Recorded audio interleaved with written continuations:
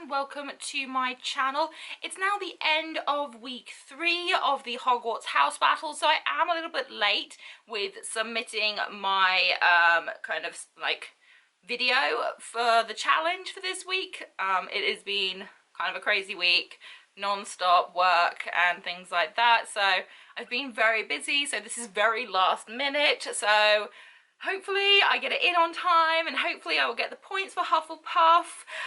So this week's challenge was to find characters in books that you've read that have the qualities of your house. So I'm a Hufflepuff, so I had to find characters who kind of embodied all the different aspects of a Hufflepuff. So let's dive straight in there and see who I chose.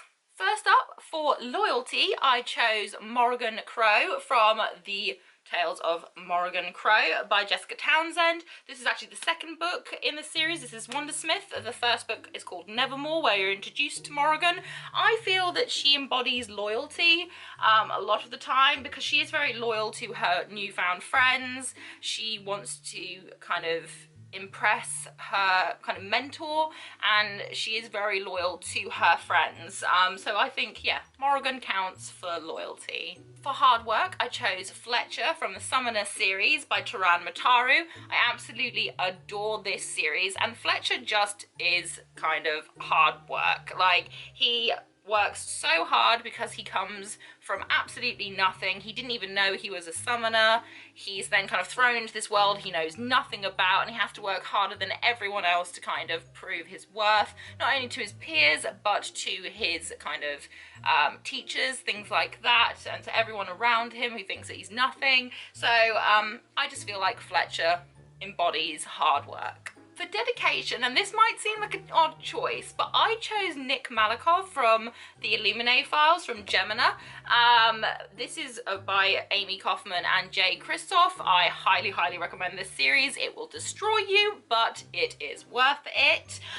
So Nick kind of embodies dedication to me because although he doesn't like, you know, his family business, he stays dedicated to them, but most of all he stays dedicated to his cousin, who has you know, a kind of rare illness, but he's very dedicated to her, looking after her, and he is very dedicated to those that he cares about. Whether or not that leads him to right or wrong decisions is kind of a bit of a thing. That's why I said it might be a bit of a controversial one, but I do think that Nick Malakoff has a lot of Hufflepuff traits, and dedication is one of them. For patience, I chose Various Pottervax from the Spellslinger series. This is by Sebastian de Castell. If you haven't picked this series up yet, you should. It is phenomenal. He is so amazing. He releases like 2 books from the series every single year, so you don't even have to wait that long in between to read them, and they're so good. But Farius is shown here. She is my favourite character in the series. She's not even like the main character, Kellen is, but I just love her, and she is the literal definition of patience, because Kellen is very trying. He is very trying. So she has the patience of a saint, and it's one of her things that she is constantly trying to kind of get him to do, is to be more patient, to wait, to see how things play out. So yeah, she's very cunning, but she does have a lot of patience, and for that she's definitely on there for me.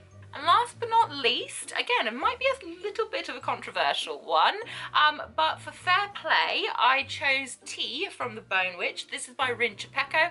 Again, if you haven't read this trilogy, please do. It broke me.